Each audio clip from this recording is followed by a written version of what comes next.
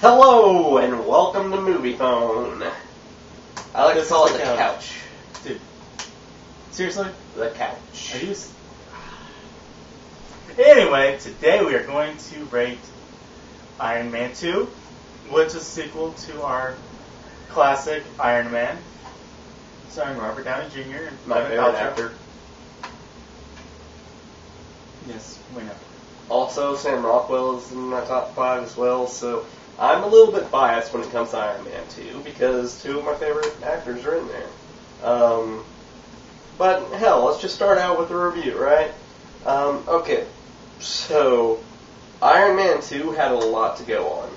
Like, the first one was a fan favorite, so everyone naturally wanted to see more from the Iron Man franchise. There was so much that they could do, and so many characters that they could bring in, that to see what they were able to pull off with this one blew me away. I admit it was a lot of fun. Granted that with Tony Stark saying that he's Iron Man, there's a lot to overcome with this movie. It didn't serve 100%, but I found it to be a lot of fun. See, my big problem, and this was something that I was worried about going into the movie, after seeing Transformers and then seeing Transformers Revenge of the Fallen, don't mention that movie. I thought that this may fall into the same category, because you have Iron Man and you have Transformers. Both of them came out and they were not like heavily character-based. I mean, granted, Iron Man was more character-based than Transformers, naturally, but both of them were mainly popcorn flicks that had a lot of action and a lot of humor. And then the sequel, Transformers, came out and it sucked. It blew chunks. And you saw it twice in theaters. And I saw it twice in theaters for some reason. But I had a terrible feeling that this would end up very much like that, where they would try to be more humorous than the first one, and that they would focus mainly on that, and that the comic relief would end up being would completely overshadow the rest of the movie. I know my big fear was that they would just completely ignore having a plot. But they actually seem to do a really good job with this one, which was odd, first off, because it's a sequel and they brought in so many characters into this. Okay, other than the characters that they introduced in the first movie, you also have Vanko, you have Hammer. You have Hammer, you have Scarlett Johansson's Black Widow, you have Nick Fury, who was only in for like a cameo at the end of the first one. That was after the credits, so I don't really count that.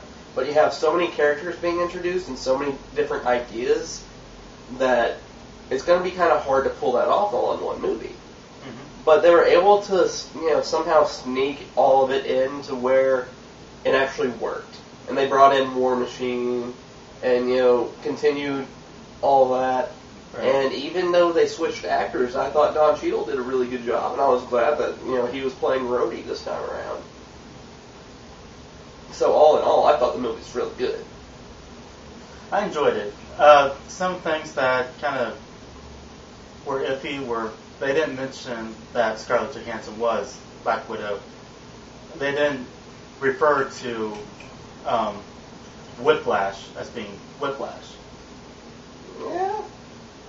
But I mean, those are slightly, kind of. Mickey Rourke. Mickey Rourke did a really good Fantastic job. I wasn't expecting much from this movie, but that's probably why I actually liked it as much as I did. Is because when I first saw the preview and I saw Whiplash and I saw all that, I thought to myself, there's no way they can top themselves, and they're just going, scraping the bottom of the barrel. But they actually did a really good job. Now, if you had to rate this movie on a scale of 1 to 5, what would you rate it as? Honestly, I'd probably go about 3 stars. 3? Only 3? Yeah. I'd give it. I don't want to say 4.5 because that's a little bit too high, but I would say 4 at least. Because, like I said, I didn't expect much, but it really impressed me and it really caught me off guard. Right.